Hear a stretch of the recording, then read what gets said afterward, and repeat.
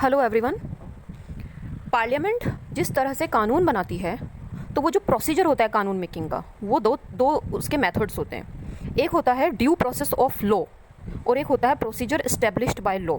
Due process of law America का है, वहाँ पे जुडिशल सुप्रीमेसी है तो वहाँ पे ड्यू प्रोसेस ऑफ लॉ को फॉलो किया जाता है। हमारे देश के अंदर पार्लियामेंट्री सुप्रीमेसी है तो हमारे यहाँ पे प्रोसीजर इस्टेब्लिश्ड बाय लॉ को फॉलो किया जाता है। ड्यू प्रोसेस ऑफ लॉ जो है, जैसे कि आपको स्क्रीन पे दिखाई दे रहा है, ये एक बड़ा टर्म है।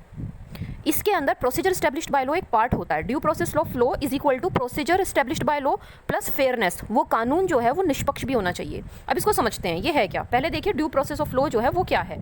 ड्यू प्रोसेस ऑफ लॉ का मतलब होता है कि संसद ने जो कानून बनाया है वो संविधान के अनुरूप तो हो ही, लेकिन साथ में वो व्यक्ति की, समाज की सोच और उनकी स्वतंत्रता और उनकी इंटीग्रिटी उसको भी मेंटेन करके रखे। ये होता है ड्यू प्रोसेस ऑफ लॉ। बिल्कुल सिंपल अगर इसको हम बात करें तो अमेरिका के अंदर क्योंकि जुडिशियल सुप्रीमेसी है, वहाँ पे पार्लियामेंट अगर कोई कानून बनाती है तो वो जुडिशरी के द्वारा उसको अवैध घोषित किया जा सकता है, उसको हटाया जा सकता है। लेकिन भारत के अंदर क्या है, पार्लियामेंट्री सुप्रीमेसी है। तो पार्लियामेंट्री सुप्रीमेसी में क्या है कि अगर सुप्रीम कोर्ट ने कोई कानून को जैसे कोई डिसीजन दिया है या फिर पार्लियामेंट ने कोई कानून बनाया है तो वहाँ पे तो हमारा जो सुप्रीम कोर्ट है वो उसको समझिए कि जैसे रिव्यू करे, जुडिशियल रिव्यू है ना, उसको देखे और वो उसको बोले कि नहीं भाई ये ठीक नहीं है या उसको वो अवैध घोषित कर दे, तो पार्लियामेंट के पास ही शक्ति है कि वो पुनः उस पर कानून बना सकता है ना। इस तरह से होता है। तो जुडिशियल रिव्यू का जो एक पर्सपेक्टिव है वो वहाँ पे बहुत ज़्यादा है अमेरिका के अंदर।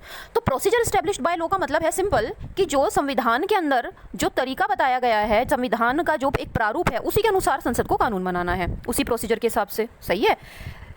अब हुआ क्या, मतलब तो आप लोगों को समझ में आ गया होगा, लेकिन अब हुआ क्या हमारे देश के अंदर भी अब धीरे धीरे क्या हो रहा है कि जो लाइन है between due process of law और between procedure established by law ये थोड़ी सी अब थिन होती जा रही है। 1978 में Maneka Gandhi versus union of India का केस हुआ था।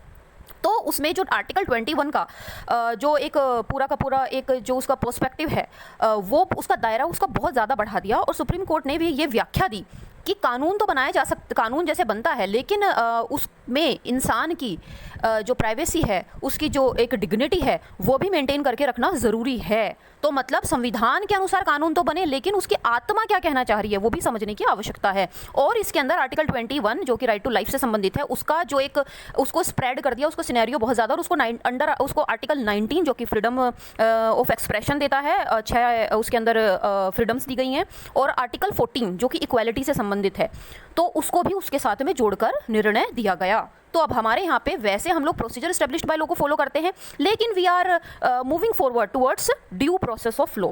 Thank you, have a nice day, happy reading.